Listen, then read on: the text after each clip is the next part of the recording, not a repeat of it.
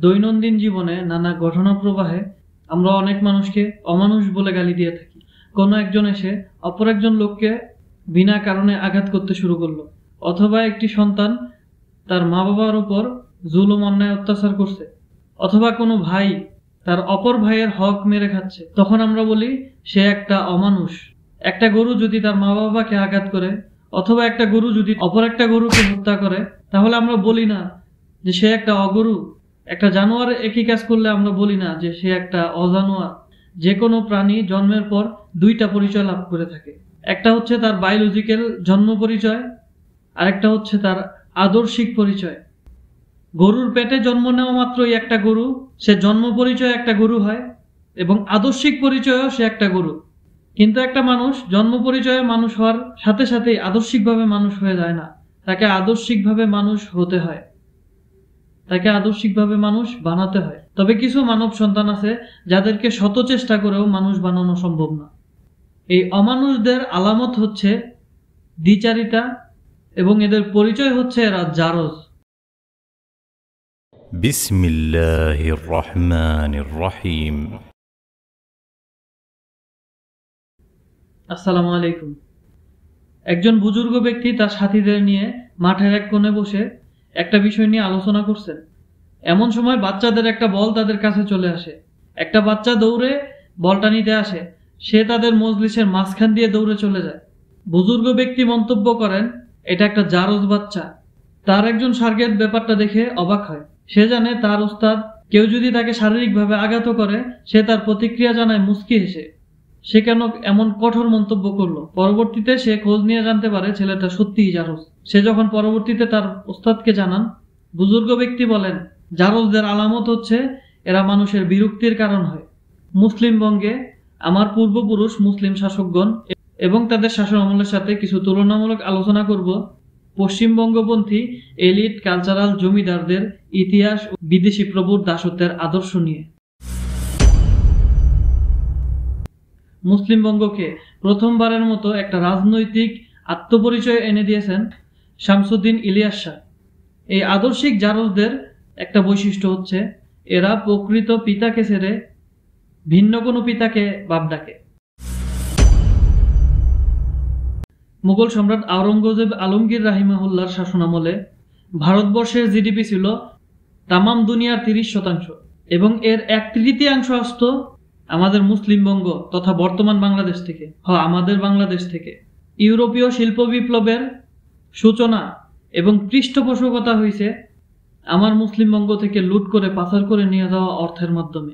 এই জারজদের অন্যতম বৈশিষ্ট্য হচ্ছে সবচেয়ে সমৃদ্ধ সময়টাকে এরা অন্ধকার যুগ, মধ্যযুগ, বর্বর যুগ ইত্যাদি বলে। কিন্তু যে আমলে তাদের সাদা চামড়ার প্রভুরা পৃথিবীর সবচেয়ে ধনী সমৃদ্ধ অঞ্চলটাকে লুট করে নিতে নিতে পৃথিবীর সবচেয়ে গরিব অঞ্চলে পরিণত করে, সেই শাসন আমলের সমালোচনা তারা কখনোই করে না। এই কালচারাল জমিদারেরা তাদের ঔপনিবেশিক প্রভুদের লুটপাটকে বৈধতা দেওয়ার জন্য নতুন নতুন বয়ান তৈরি করে। যেটার বয়ান তৈরি করতে পারে না সেটা ধামাচাপা দেওয়ার চেষ্টা করে। পৃথিবীর সবচেয়ে বড় বড় এবং অত্যাধুনিক জাহাজগুলো তৈরি হতো আমাদের চট্টগ্রামে। এটা আমাদের শাহমাগিরা জানে না। যদি জানানো হয় এরা চিৎকার করে বলতে থাকবে, আমি বিশ্বাস করি না, আমি বিশ্বাস করি না। পৃথিবীর সবচেয়ে সমৃদ্ধ পারফিউম শিল্প আমাদের চট্টগ্রাম থেকে চুরি করে নিয়ে গেছে এই কলা বিজ্ঞানীদের ফরাসি প্রভুরা। উপমহাদেশের মুসলিম শাসকেরা জ্ঞান, বিজ্ঞান, প্রযুক্তি এবং সমৃদ্ধি নিয়ে এই ভূমিতে আসছেন, এবং তারা এই ভূমিতে আবাদ করছেন, এই ভূমিতেই সমাধিত হয়েছে। লুটপাট, পাচারের কোনো ইতিহাস তাদের নামে নেই। এর প্রশংসা এই ভূমির বামপন্থী বুদ্ধিজীবীরা কখনোই করবে না। অন্যদিকে এই এলিট কালচারাল জমিদারদের পূর্বপুরুষেরা, এই ভূমির হিন্দু জমিদারেরা, এই ভূমির সাধারণ মুসলমান জনগণ এবং দলিত হিন্দু জনগণদের শোষণ এবং জুলুম অত্যাচারের মাধ্যমে তাদের অর্থ সম্পদ লুট করে নিয়ে যায় কলকাতায়।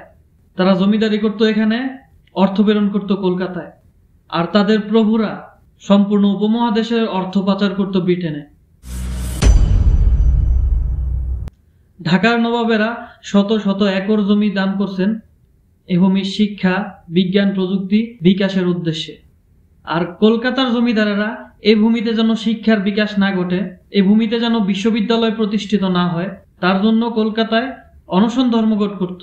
কিন্তু আফসোসের বিষয়, বিশ্ববিদ্যালয়গুলোতে নবাবদের কীর্তির প্রশংসা করা না হলেও যৌনরোগী জমিদারদের পূজা ঠিকই করা হয়। ধর্ম অবমাননা করলে সেটাকে বলা হয় মুক্ত চিন্তা, এবং কেউ তার প্রতিবাদ করলে সেটাকে বলা হয় প্রতিক্রিয়াশীল মব।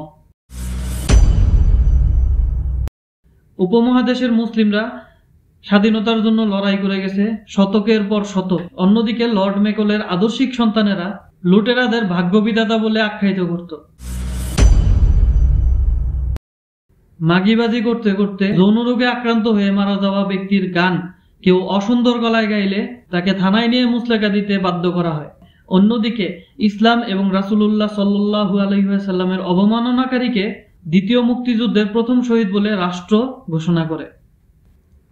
সমস্যা লর্ড মেকলের কারিকুলামে। এই সিস্টেমে কেউ বিশ্ববিদ্যালয়ে ভর্তি হতে পারলে, বিশেষ করে পাবলিক বিশ্ববিদ্যালয়ে ভর্তি হতে পারলে, তারা নিজেদের শ্রেষ্ঠ ভাবতে শুরু করে। জ্ঞাতসারে অথবা অজ্ঞাতসারে তাদের মনে এলিটিজমের বীজ বপন হয়ে যায়, যেটা বিকশিত হতে হতে একসময় তাদেরকে সুশীল সুয়র এলিট কালচারাল জমিদারে রূপান্তরিত করে। বিশ্ববিদ্যালয়গুলোতে ভালো লোক অবশ্যই আছে, যারা জারজ না, তারা শুরুতেই অথবা দেরিতে হলেও তাদের ভুল বুঝতে পারে এবং মানুষের কাতারে ফিরে আসে।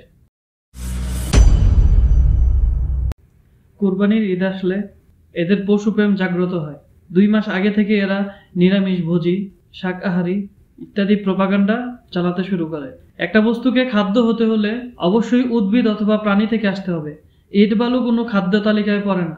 এই সাহামাগী বিজ্ঞানীরা জানে না উদ্ভিদেরও ব্যথার অনুভূতি আছে। শতকের পর শতক এই ভূমির মুক্তির জন্য লড়াই সংগ্রাম করে গেছে মোল্লা মুন্সিরা। এই সাহামাগী বুদ্ধিজীবীরা মা বোনদেরকে আহ্বান করবে মোল্লা মুন্সিদের সন্তান পেটে না নিতে। এই অমানুষদের কেউ যদি বিচারক হয়, তার বিচার বুদ্ধি বিবেক এরকম যে খালি হাতে অথবা লাঠি হাতে কোনো আন্দোলনকারীকে তারা আক্রমণকারী আখ্যায়িত করে, কিন্তু সেই আন্দোলনকারীকে ঠান্ডা মাথায় গুলি করে শেষ করে দেওয়া কুত্তাদের সম্পর্কে বলে এরা আত্মরক্ষার জন্য এটা করেছে। এরা এদের পূর্বপুরুষ ঠাপেন্দ্রনাথ এবং তার বাপদাদার বংশগত পতিতা ব্যবসাকে ফিরিয়ে আনার জন্য লম্ফজম্ফ করে এবং এর নাম দেয় নারী অধিকার। কোনো আলেম যদি এদের মতাদর্শের হয়, সে তার জীবনের সবচেয়ে বড় নেকির কাজ মনে করে শাহবাগে অংশগ্রহণ করাকে।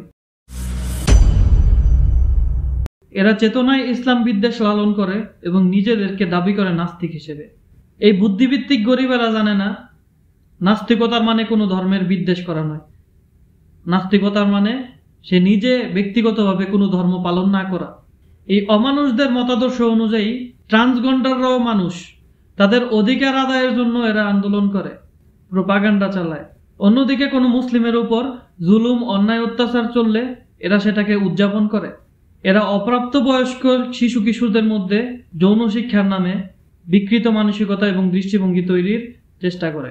এরা ছেলেমেয়ের অবাধ মেলামেশাকে স্বাভাবিক করার জন্য সর্বোচ্চ চেষ্টা করে, কিন্তু এরা একজন মুসলিম প্রাপ্তবয়স্ক মেয়ের বিয়ে আটকে দেয় সার্টিফিকেটে বয়স পূর্ণ হয় নাই সেই অজুহাতে।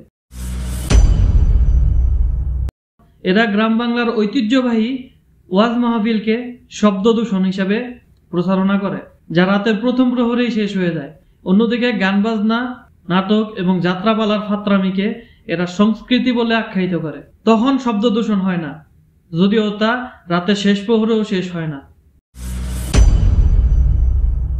যখন সংখ্যাগরিষ্ঠ মুসলমানদের ধর্মীয় স্বাধীনতা খর্ব করা হয়, এর বিরুদ্ধে কেউ প্রতিবাদ করলে, আন্দোলন করলে এরা সেটাকে সংজ্ঞায়িত করে মব বলে। এরাই আবার রাষ্ট্রের বিচার বিভাগকে ধ্বংস করে সেটার নাম দেয় গণজাগরণ। এরা এদের পূর্বপুরুষের জমিদারি ফিরিয়ে আনতে নতুন নতুন বয়ান সামনে আনে। স্বনামধন্য সর্বোচ্চ শিক্ষা প্রতিষ্ঠানগুলো থেকে ঠোঙ্গা অর্জন করার পরেও এরা মানুষ হতে পারে না। আমাদের পূর্বপুরুষের ইতিহাসকে ঢাল এবং তাদের আদর্শকে তলোয়ার হিসেবে নিয়ে এদের বয়ানগুলোকে চ্যালেঞ্জ করতে না পারলে 250 বছর ধরে আমরা যে জিল্লতির মধ্যে আছি, 2500 বছরেও সেই জিল্লতি শেষ হবে না। তো এদেরকে চিনার জন্য এত আলোচনা, একটা কোষ্ঠী পাথর দিয়ে সহজেই আপনি এদেরকে চিনতে পারবেন। এদের আচার বিচার নীতি নৈতিকতা নির্ভর করে সম্পূর্ণ ইসলামী মতাদর্শের বিপরীতে। ইসলামী হুকুম হাকাম যদি হয় আপনি পরিষ্কার পরিচ্ছন্ন থাকতে হবে, তাহলে এদের মতাদর্শ হচ্ছে কয়েক মাসেও একবার গোসল করবেন। ইসলামের হুকুম হাকাম যদি হয় 5 ওয়াক্ত নামাজ পড়তে হবে, তাহলে এদের মতাদর্শ হবে 6 ওয়াক্ত গাঁজা খেতে হবে। ইসলামের মতাদর্শ যদি হয় অন্যায়ের বিরুদ্ধে, জুলুমের বিরুদ্ধে প্রতিবাদ করতে হবে, এদের মতাদর্শ হচ্ছে অন্যায় এবং জুলুমকে বৈধতা দেওয়ার জন্য নতুন নতুন বয়ান তৈরি করতে হবে। যারা প্রত্যেকেই নিজ নিজ ধর্মের হুকুম হাকামগুলো জানার এবং মানার চেষ্টা করে, এরা মানুষ। যারা নিজেদেরকে পরিচয় দেয় আমি হিন্দু, আমি মুসলিম, আমি খ্রিস্টান, কিন্তু নিজের ধর্মীয় আচার আচরণগুলো তেমন বেশি মেনে চলে না, এরা গোপন শাহবাগী আধা মানুষ। হয়তো আপনিও আধা মানুষ, হয়তো আমিও আধা মানুষ। যদি যার যার ধর্মীয় বিধিবিধানগুলোকে আঁকড়ে ধরি, তাহলে আমরা মানুষের কাতারে পড়ব। আর ইসলাম বিদ্বেষী, অন্য সব ধর্ম বিদ্বেষী শাহমাগিরা হচ্ছে অমানুষ। এবং ধর্মীয় বিধিবিধানগুলো জেনে তার উল্টো কাজগুলো করা, তার বিরোধিতা করা অমানুষের বৈশিষ্ট্য। এই হলো মানুষ, আধা মানুষ, অমানুষ। আসসালামু আলাইকুম।